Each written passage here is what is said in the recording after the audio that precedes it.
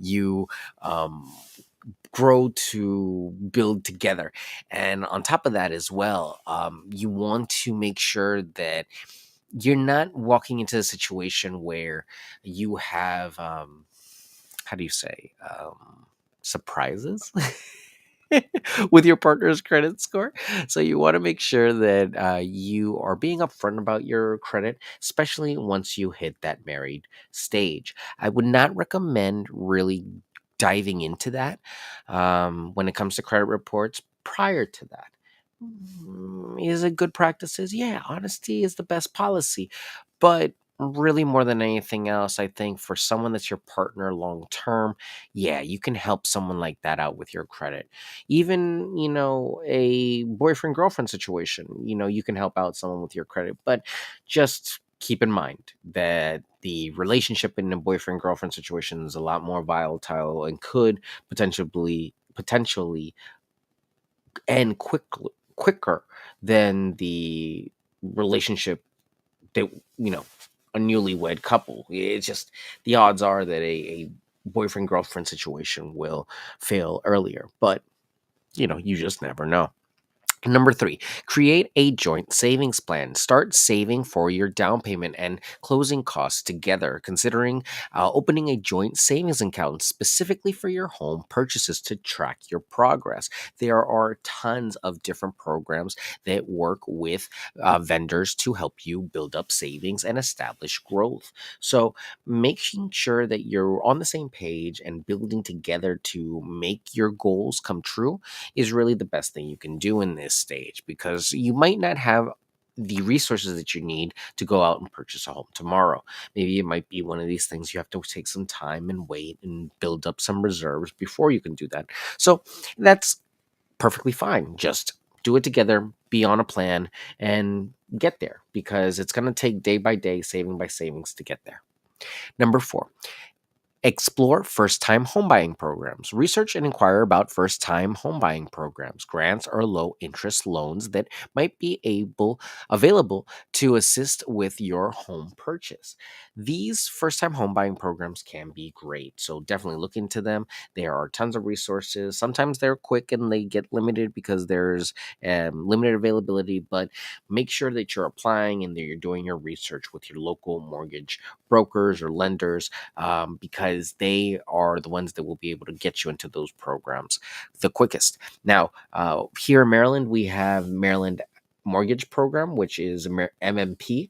It's a great program. Check it out online and see if it works for you and your family. Number five, get pre approved for a mortgage. Going again back to the programs, consult with a lender to get pre approved for a mortgage.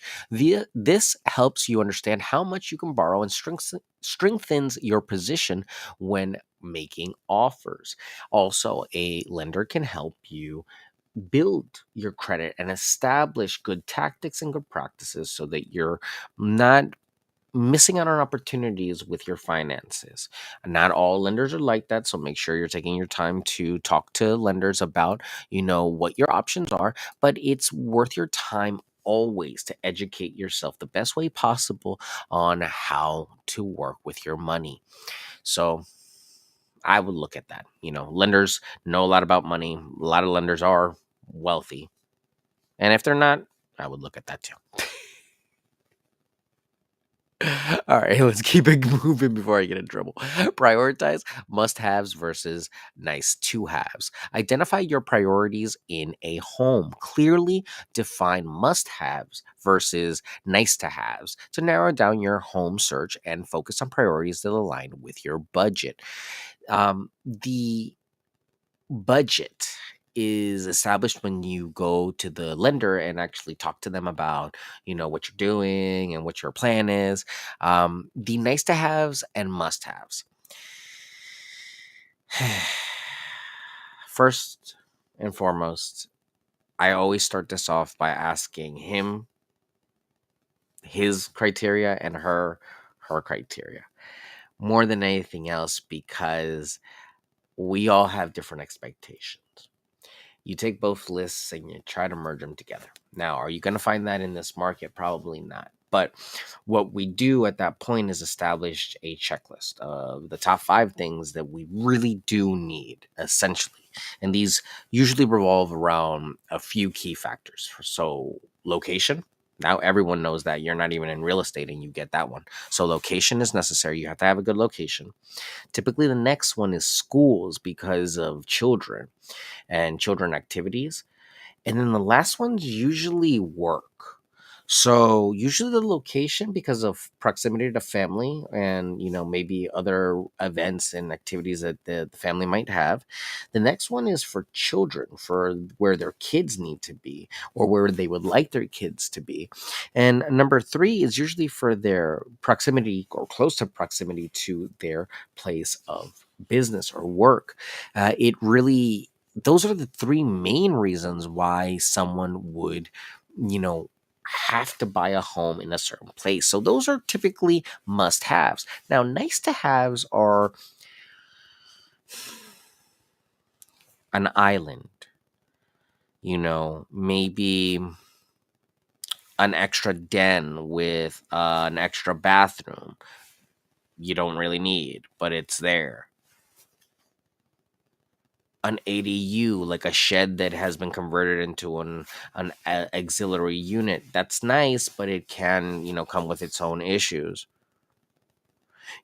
These are all things that are great. The color of porch, the trim, the fixings, when it comes to hardware and surfaces and doors and things like that. These are all cosmetic things that can all be changed. Those are nice to have. So, like, for example, the paint. One of the worst things that people get stuck on is the paint. Look at the walls, look at the architecture. Don't look at the color of the paint. We can change that. I know it's expensive. I know paint's not cheap, but paint's one of the easiest things to change, and it does uplift a home so much. Number 7, consider fixer uppers. Look into homes that may need some renovations. A fixer upper can be more affordable, and with careful planning, renovations can increase the property's value over time. Do not, and I repeat, do not buy a dump. Do not. I know it's hard. It's tempting to go out there and buy a place that's complete trash and garbage. Do not. Do not. And how do you prevent that? Do your homework. Look around. Type the place into Google. Search. Ask realtors. Plural. Not just your own realtor. If you don't trust him, ask several. Ask a broker. Brokers are realtors that are in a position to know a little bit more about the responsibilities that each individual agent has under their care. They are the ones responsible for our actions, so it's their licenses that are in play when we do contracts. So if you don't trust a regular schmegular agent, look for brokers. Brokers are great, can be great resources for when it comes to looking at properties, especially as a newlywed couple that might not have all the resources there. They might have some great connections that might work in your favor. Number 8, explore different neighborhoods. Research neighborhoods that offer good value for your budget. Consider factors like proximity to work, amenities, security, and potential for future growth. If you're buying in a new development, make sure that you look at the plans and you know where the development's going to be growing to. Are there going to be things that are going to be coming in the future? Is there going to be a shopping center? Is there going to be a tot lot? Is there going to be a pool? What amenities are there going to be? Really, more than anything else, that's the type of stuff you can look at. When it comes to established neighborhoods, make sure that it's on the up and coming, that you're seeing nice areas, that you're seeing good restaurants.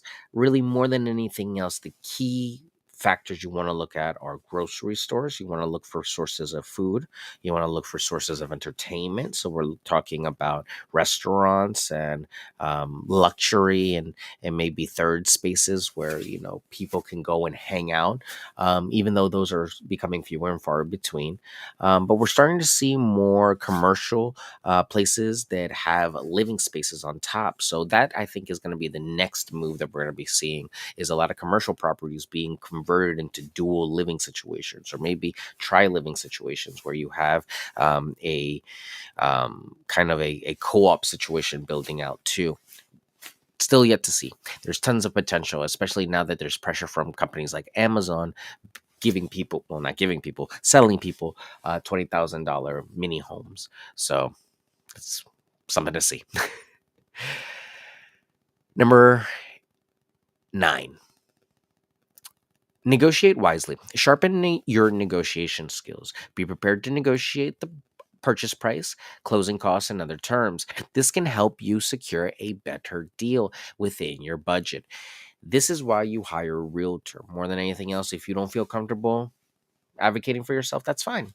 Get someone that can. That's what they are there for.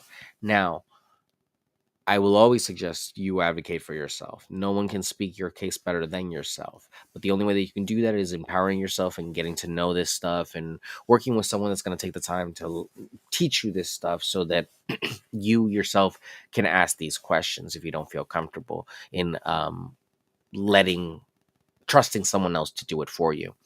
But a good realtor, a vetted realtor, a responsible realtor is someone that can help you establish not only a good source of references, but also help you become knowledgeable in how to grow your portfolio.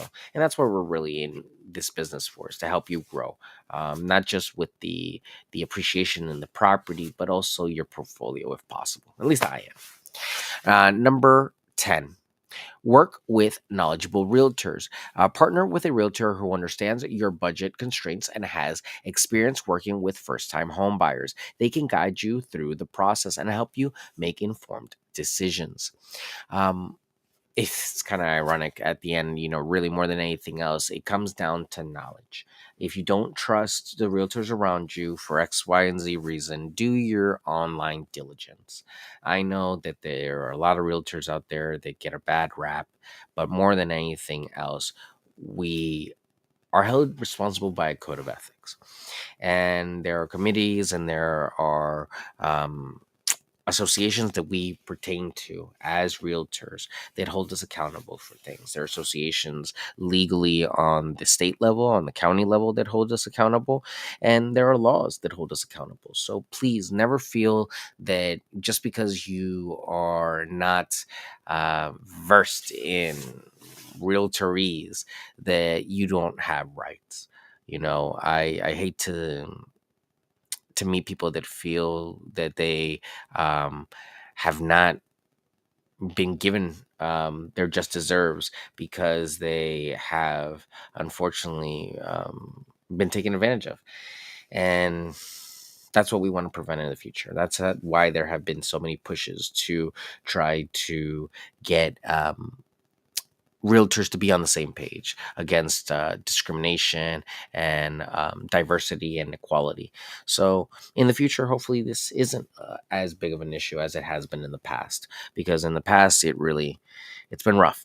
It's been rough out there, but that is for a different day. Ladies and gentlemen, again, thank you so much for tuning in. Today's lesson was on budget bliss, navigating home ownership as newlyweds on a budget. If you are just tuning in, the 10 steps for newlyweds on a budget looking to buy a home are: set clear financial goals, 2, review credit reports, 3, create a joint savings plan, 4, explore first-time home buying programs, 5, get pre-approved for a mortgage, 6, prioritize must-haves versus nice-to-haves, 7, consider fixer-uppers, 8, explore different neighborhoods, 9, negotiate wisely, and 10, work with a knowledgeable realtor. Remember, each couple situation is unique, so adapt these steps to fit your specific circumstances. It's no rush. There is no rush whatsoever to buy a home. You want to do this when you're financially ready and you're financially stable. I know there's a lot of pressure as a new couple to do this and to move out and do it on your own, but if you can, do it when you're financially ready.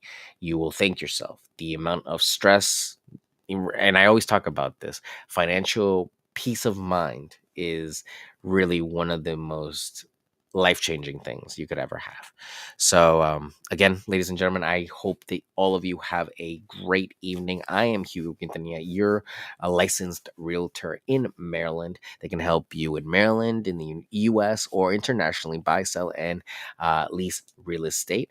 If you have any questions, my phone number is 240-389-4846. My email is hugo@lnf.com. My website is yourrealtorhugo.com. And ladies and gentlemen, again, thank you so much. I am your realtor, Hugo, here to help you out, to teach you a little bit more about real estate every day, 15 to 20 minutes a day.